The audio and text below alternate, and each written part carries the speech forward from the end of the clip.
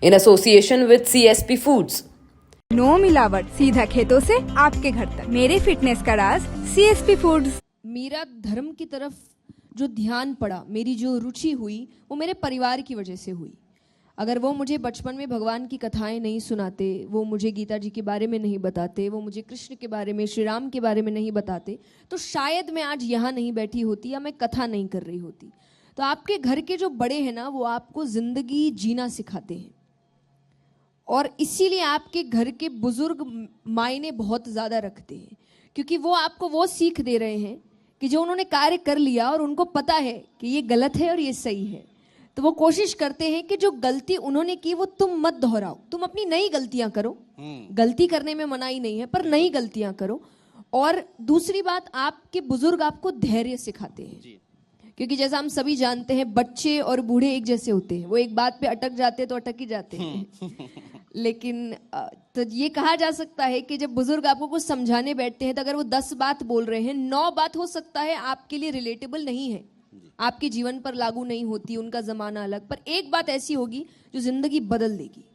पर उस एक के लिए 9 सुनना पड़ेगा शांति से।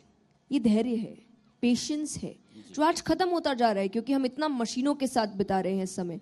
तो मुझे लगता है आपके बुजुर्ग आपको जीवन जीने की कला सिखाते हैं, जो वो सीख चुके हैं, वो जी चुके हैं, क्योंकि वो जिंदगी। ये बात किताबों से नहीं सीखी जा सकती, ये उनके अनुभवों से, उनके तजुर्बों से सीखी जा सकती। जीवन जीना कैसा है वो तो आप किताबों से नहीं सीख सकते, वो तो आप जो जी चुके या तो उनसे सीख सकते हैं या खुद गलतियां करके सीख सकते हैं। और यही आपके अनुभव ही असलियत में आपका ज्ञान है।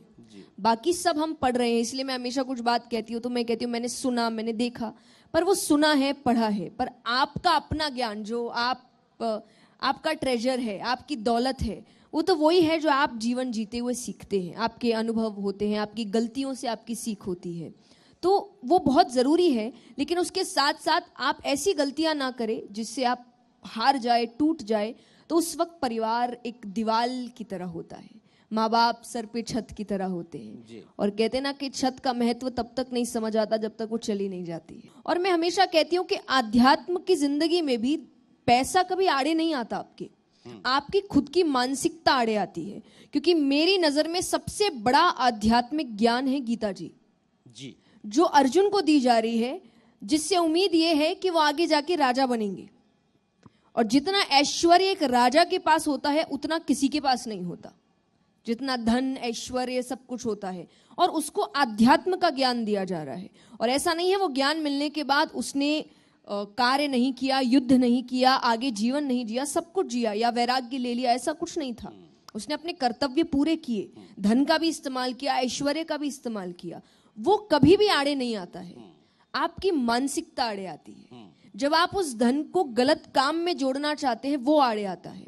तो मैं हमेशा कहती हूं, कार्य कुछ भी करो, उद्देश्य अच्छा रखो।